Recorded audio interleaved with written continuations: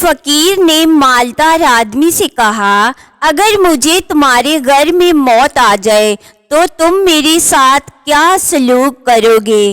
مالدار آدمی نے کہا، تمہیں کفن دے کر دفنا دوں گا۔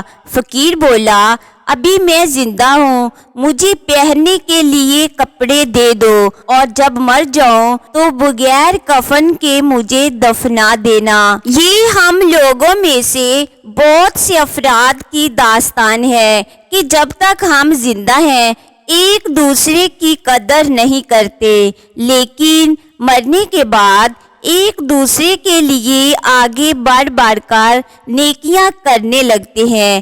اگر قدر کرنی ہے تو زندگی میں کرو۔ چڑیا نے خدا سے شکایت کی، میرے اللہ، بڑی مشکل سے گھونسلہ بنایا تھا، تو نے طوفان بھیج دیا اور میرا گھونسلہ خراب ہو گیا۔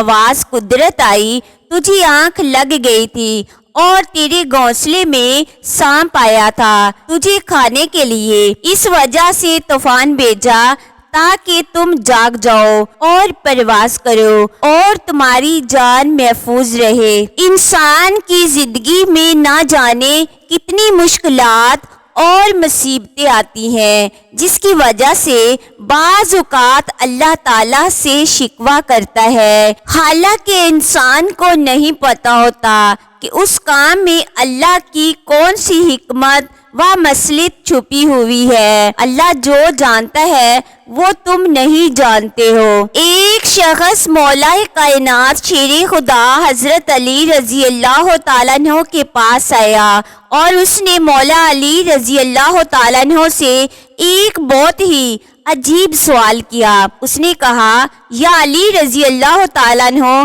کیا اللہ کے پاس اتنی قدرت ہے کہ دنیا کو چھوٹے کیے بنا اور انڈے کو بڑا کیے بنا پوری دنیا کو انڈے میں بند کر دے؟ مولا علی رضی اللہ تعالیٰ عنہ اس کا سوال سن کر بہت مسکرائے۔ فرمایا، اے بندہ خدا، تو کیا کہہ رہا ہے کہ کیا اللہ ایسا کر سکتا ہے؟ مگر اللہ تعالیٰ نے ایسا کر دیا ہے، مگر تجھے خبر نہیں۔ وہ شخص بہت حیران ہوا اور کہا، وہ کیسے؟